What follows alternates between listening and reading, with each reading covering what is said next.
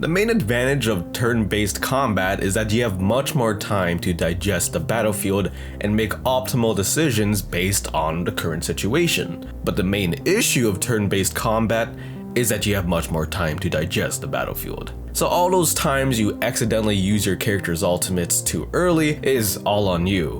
Why doesn't the game let you cancel ultimate activation?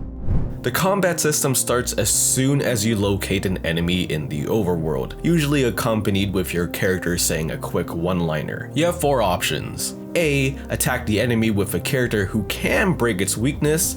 B. Attack the enemy with any character. C. Use techniques to attack the enemy. And D.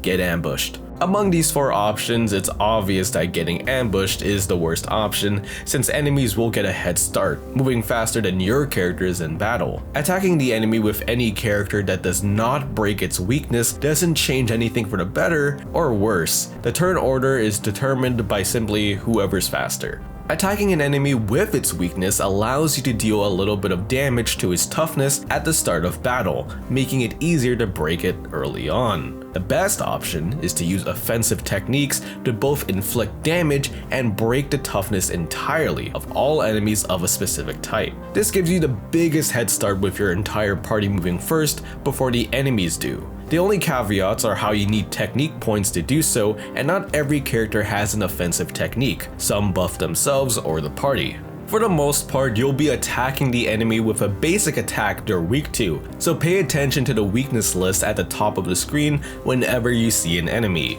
Now for the actual battle.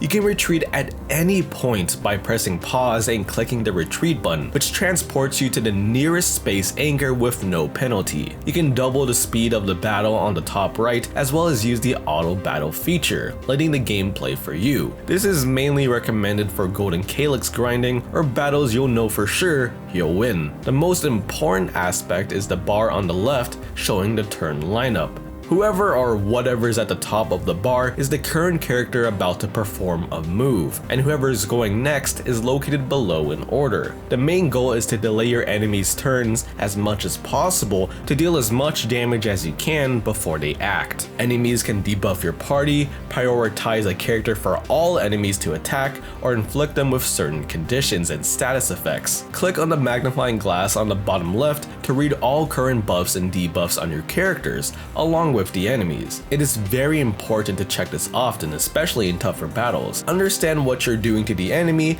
as well as what the enemy is doing to you. There are 3 actions a character can actively do in battle. Basic attack, which deals the character's elemental type as minor damage. Although it's generally weak, it gives you 1 skill point. These skill points can be consumed to use skills, which is essentially the character's special ability. You cannot have more than 5 skill points, and you cannot use skills if you don't have any. Depending on the character type, it can buff, debuff, heal, attack groups of enemies, aggro, shield, gamble, it slices and dices. After using enough skills, basic attacks, or triggering talents, characters will gain enough points to use their ultimate. The key aspect of ultimates is that you can do it whenever you want, even right before or during an enemy's turn. With this in mind, it's very important to know when to use it. Do you use it to deal the last bit of damage needed to break the enemy, or cash it all in at the start of the battle for the biggest advantage possible? It goes without saying you cannot use a character's ultimate when they are down. Consider your party lineup and determine who benefits the most from early or late ultimate use.